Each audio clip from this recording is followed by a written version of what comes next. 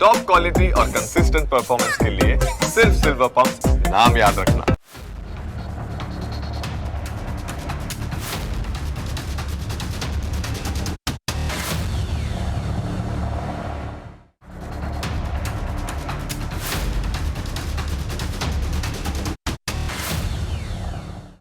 America અને યુરોપના media અને સોશિયલ મીડિયા પર એક ચોક્કસ નેટવર્કનો કબજો છે.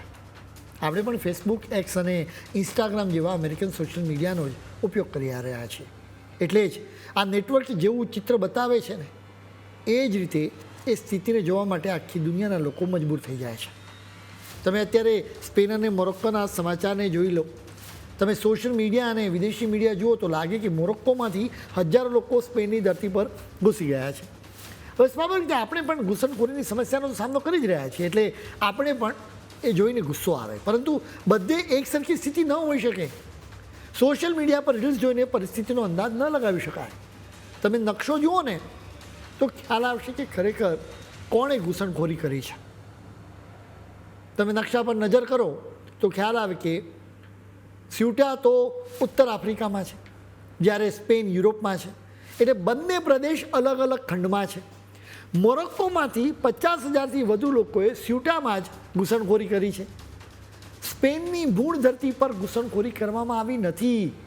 જો કે સ્યુટા પર સ્પેનનો જ કબજો છે, એટલે કહેવામાં આવી રહ્યું છે કે સ્પેનમાં ઘૂસણખોરી કરવામાં આવી રહી છે. 1415 પહેલાં સ્યુટા પર મુસ્લિમ શાસન હતું. જો કે 1518 પછી મોરોક્કોના અનેક પ્રદેશ પર સ્પેનનું નિયંત્રણ રહ્યું છે. 1956માં મોરોક્કોને આઝાદી મળી ત્યારે પણ સ્યુટા સ્પેનના નિયંત્રણમાં જ હતું. હવે વિવાદનો વિષય છે કે સ્યુટા ખરેખર કોનું છે, કેમ કે સ્પેન કહે છે કે સદીઓથી આ ભાગ અમારો જ રહ્યો છે. બીજી તરફ મોરોક્કો કહે છે કે આ તો મૂળ અમારો પ્રદેશ છે. એટલે જ મોરોક્કોના લોકો સ્યુટામાં ઘૂસી આવ્યા છે. ગુરુવારે રાતોરાત લોકો ફનીદેક નામના મોરોક્કન શહેરમાં સ્યુટામાં ઘૂસવાનો પ્રયાસ કરવા લાગ્યા. સુરક્ષા દળોએ ભારે બંદોબસ્ત ખડકી દીધો હોવા છતાં મોટાભાગના પ્રયાસોને નિષ્ફળ બનાવ્યા પછી પણ હજારો લોકો આ સરહદ પાર કરવામાં સફળ રહ્યા. ગુરુવારે માત્ર થોડા જ કલાકમાં લગભગ 2000થી 3000 લોકો સ્યુટા પહોંચી ગયા હતા. આ ફક્ત શરૂઆત હતી.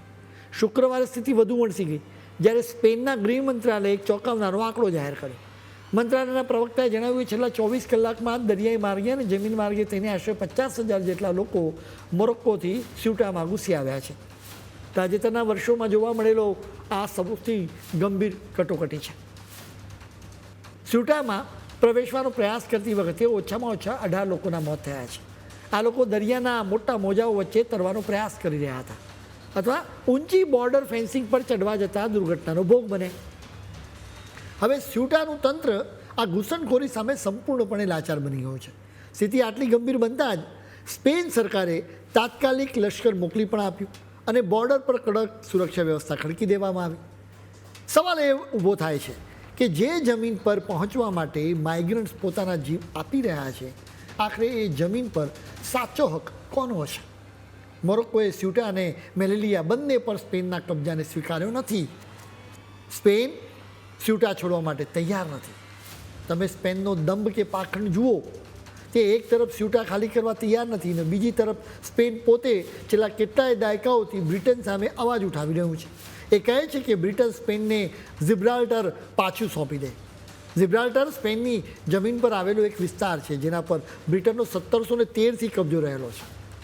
ભૌગોલિક રીતે જુઓ તો સ્યુટા અને મેલેલિયા બંને વિસ્તારો મોરોક્કોની સીમામાં જ આવેલા છે, જે સ્પેનની મુખ્ય જમીનથી સમુદ્ર દ્વારા સાવ બિલકુલ અલગ જ દેખાય અને અલગ પણ પડે છે. મોરોક્કોના લોકો સ્યુટાને પોતાનો પ્રદેશ માનીને ઘૂસી રહ્યા છે. ગુરુવારે રાત્રે જ્યારે દરિયામાંથી અને કિનારેથી મૃતદેહો મળવાનું શરૂ થયું ત્યારે પહેલો આંકડો 9નો સામે આવ્યો. પણ આ આંકડો બહુ વહેલો બદલાઈ ગયો. શુક્રવાર થતાં જેમ જેમ શોધખોળ ચાલી રહી અને હોસ્પિટલ્સમાં સારવાર લઈ રહ્યા ઇજાગ્રસ્તોએ દમ તોડ્યો તેમ તેમ આ આંકડો વધીને સીધો 18 પહોંચી ગયો. એક જ દિવસમાં મૃત્યુઆંક બમણો થઈ ગયો. જાન્યુઆરી મહિનાથી અત્યાર સુધીમાં સ્યુટાના દરિયા કિનારે 29 મૃતદેહો તણાઈને આવી ચૂક્યા છે, જેમાંના 10 તો માત્ર જુલાઈ મહિનામાં જ મળ્યા હતા. આમાંથી મોટાભાગના કિસ્સા તો ક્યારેય મીડિયાના અહેવાલોમાં પણ આવ્યા જ નથી. સ્પેનની મુખ્ય જમીન પર આવેલા મલાગા નજીકથી પણ દરિયામાંથી 2 યુવાનોના શબ મળી આવ્યા. માનવામાં આવે છે કે આ યુવાનો સ્યુટા પહોંચે તે પહેલાં જ સમુદ્રના જોરદાર પ્રવાહમાં તણાઈને સ્પેનના કિનારે પહોંચી ગયા હતા. એટલે જ આ 18 લોકોના મોતની ઘટના માત્ર એક અકસ્માત નથી, પરંતુ એક મોટો ખતરો બનીને સામે આવી છે. મોરોક્કોના લોકો જીવના જોખમે સ્પેનના નિયંત્રણની ધરતી પર જવા માંગી રહ્યા છે. હવે સવાલ એ થાય કે અચાનક અત્યારે જ આવું કેમ બન્યું? દરેક વ્યક્તિ પાસે આનો અલગ અલગ જવાબ છે. સ્યુટાના અધિકારીઓનું માનવું છે કે સ્પેનની સુપ્રીમ કોર્ટના એક તાજેતરના ચુકાદાને કારણે આખી ગંભીર સ્થિતિ ઊભી થઈ. સુપ્રીમ કોર્ટે એવો આદેશ આપ્યો કે દરિયામાંથી પકડાયેલા લોકોને કાનૂની પ્રક્રિયા પૂરી કર્યા વિના તાત્કાલિક પાછા ન મોકલી શકાય. કદાચ લોકોએ આ ચુકાદાનો ખોટો અર્થ કાઢીને એવું માની લીધું કે હવે એક વખત સ્યુટા પહોંચી જવાય એટલે ત્યાંથી તેમને કોઈ નહીં હટાવી શકે.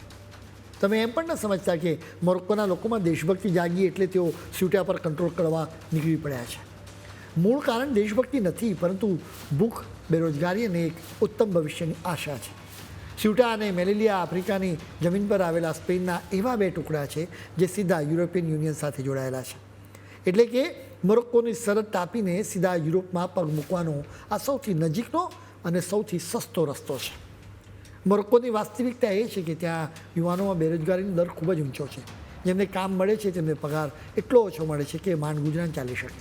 સામે પક્ષે સ્પેન કે યુરોપના બીજા દેશોમાં ખેતી, બાંધકામ કે સર્વિસ સેક્ટરમાં મજૂરી કરવામાં આવે તો પણ વધુ રૂપિયા મળી શકે. મોરોક્કોના ગામડાઓમાં ગરીબી એટલી વ્યાપક છે કે શિક્ષણ, આરોગ્ય અને મૂળભૂત સુવિધાઓ મેળવવી એ પણ એક સપનું બની ગયું છે. આવા સંજોગોમાં પોતાના પરિવારનું પેટ ભરવા માટે કમાણી કરીને પૈસા ઘરે મોકલવાની ઈચ્છા તેમને યુરોપ સુધી ખેંચી જાય છે. સચ્ચાઈ એ છે કે માત્ર મોરોક્કોની આ વાત નથી, પરંતુ ઇજિપ્ત, સુદાન અને લિબિયા જેવા મુસ્લિમ દેશોમાંથી પણ લોકો ગેરકાયદેસર યુરોપમાં ઘૂસવાની ફિરાકમાં રહે છે. એટલું જ નહીં, પાકિસ્તાન, સિરિયા અને ઈરાન જેવા દેશોમાંથી પણ લોકો યુરોપમાં ઘૂસણખોરી કરતા રહે છે.